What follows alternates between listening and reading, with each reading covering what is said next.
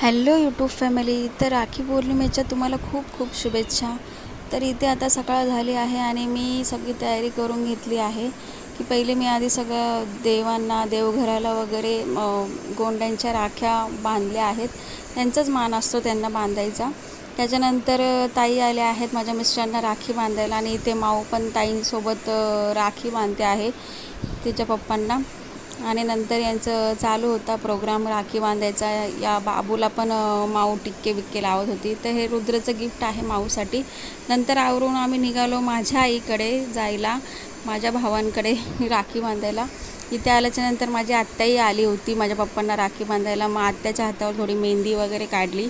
नंतर आमचा रक्षाबंधनाचा कार्यक्रम झालेला आहे. मोठ्या भावाला राखी बांधली आहे, नंतर लहान भावाला राखी बांधली आहे आणि माझ्या माऊने पप्पांनासुद्धा माझ्या राखी बांधली आहे.